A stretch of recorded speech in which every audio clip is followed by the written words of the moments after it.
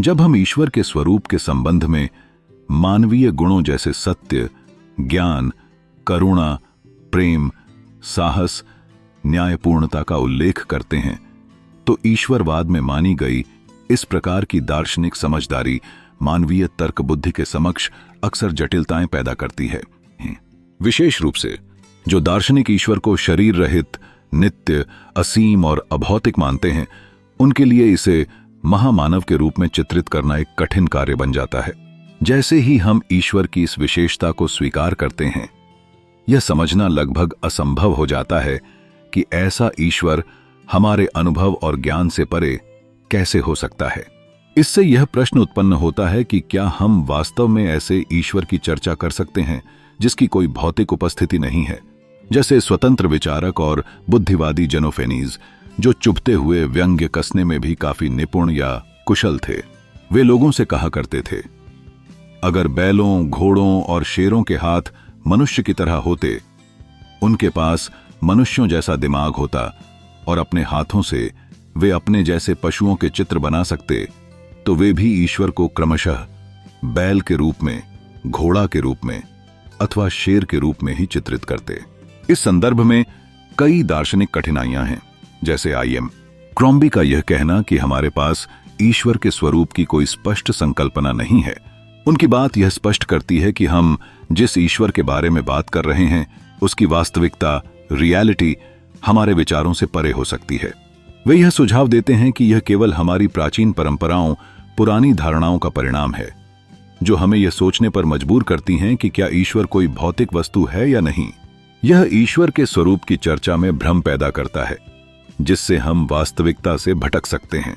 ईश्वरवादी दार्शनिक यह मानते हैं कि ईश्वर शरीर रहित, अभौतिक एवं अतीन्द्रिय सत्ता है, जो मानवीय अनुभव, ज्ञान और तर्क बुद्धि से परे है। अब यदि ईश्वर के स्वरूप के विषय में इन दार्शनिकों की इस मान्यता को स्वीकार कर लिया जाए, तो व्यक्तित्व संपन्न तथा नैतिक सद्गुणों से परिपूर्ण महामानव के रूप में ईश्वर की कल्पना करना निरर्थक और असंभव हो जाता है। हम निश्चय ही ऐसे किसी व्यक्ति की कल्पना नहीं कर सकते जिसका शरीर नहीं है और जो विशुद्ध रूप से अभौतिक तथा अतीन्द्रिय होने के कारण हमारे अनुभव एवं ज्ञान का विषय नहीं हो सकता। वस्तुतः ऐसे व्यक्ति और उसके स्वरूप तथा विशेष गुणों की चर्चा करना अयुक्ति संगत ही नहीं, अपितु संज्ञानात्मक दृष्टि से निरर्थक भी है।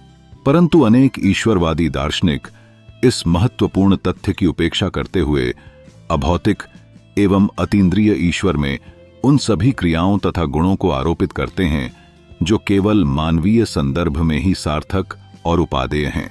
वे शरीर रहित अभौतिक ईश्वर को भी विशेष व्यक्तित्व एवं समस्त नैतिक सद्गुणों से संपन्न एक महामानव मान लेते हैं, जिसके फलस्वरूप उनकी संपूर्ण ईश्वर विषयक चर्चा निरर्थक और अबोधगम्य हो जाती है।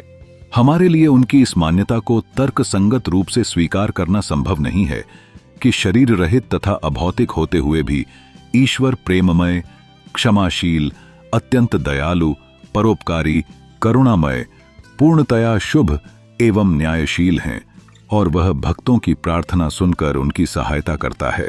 शरीर रहित, अभौतिक तथा इंद्रियातीत ईश्वर के विषय में इस प्रकार की चर्चा का कोई संज्ञानात्मक अर्थ नहीं हो सकता। ईश्वर के स्वरूप के संबंध में मानवत्वारोपी अवधारणा की उपर्युक्त गंभीर समस्या के कारण ही बहुत से ईश्वरवादी दार्शनिक भी इसका समर्थन नहीं करते।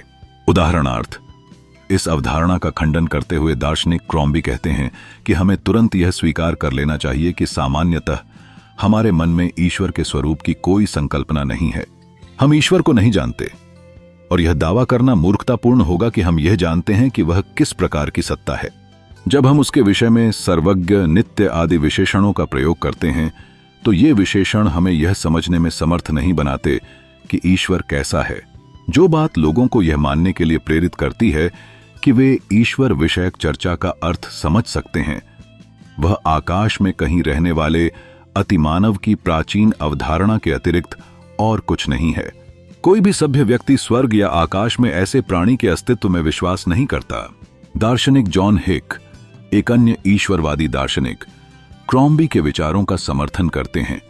वे यह बताते हुए कि ईश्वर के रूप में वर्णित तत्वमीमांसीय गुण जैसे सर्वशक्तिमानता, सर्वव्यापकता, सर्वज्ञता, असीमता, नित्यता और नैतिक गुण जैसे सत्य, करुणा, प्रेम, दया अथवा पूर्ण शुभत्व मानव अनुभव से परे होने के कारण समझने में कठिन हैं। हिक बताते हैं कि ये विशेषताएं यदि ईश्वर में हैं भी तो ये केवल ईश्वर द्वारा ही समझी जा सकती हैं और इसीलिए हम निश्चितता से उस परिभाषा में नहीं पहुंच सकते हैं जो हमारे अनुभवों से मेल खाती है। ईश्वर शब्दों से परे महानतम सत्ता हैं। उनके विचार सुसंगत हैं और इस स्पष्टता को प्रदर्शित करते हैं कि ईश्वर के स्वरूप पर आधारित मानवता से संबंधित विचार कमजोर पड़ जाते हैं। इन विचारों से यह स्पष्ट होता है कि ईश्वर के स्वरूप की मानवत्वारोपी अवधारणा को गंभीरता से चुनौती दी जाती है। जब हम ईश्वर के गुणों की बात करते हैं तो हमें यह ध्यान रखना चाहिए कि उन गुणों की वास्तविकता का अनुभव करना हमारे लिए संभव नहीं है। इसलिए दार्शनिकों के लिए यह महत्वपूर्ण है कि वे ईश्वर के अस्तित्व के बारे में चर्चा करने में सावधानी बरतें और मानवीय अनुभव के संदर्भ से परे कुछ स्वीकार न करें। ईश्वर की चर्चा करते समय विवेचनात्मक दृष्टिकोण अपनाना आवश्यक है ताकि हम केवल व्यर्थ अनुमानों और काल्पनिक धारणाओं में न उलझें।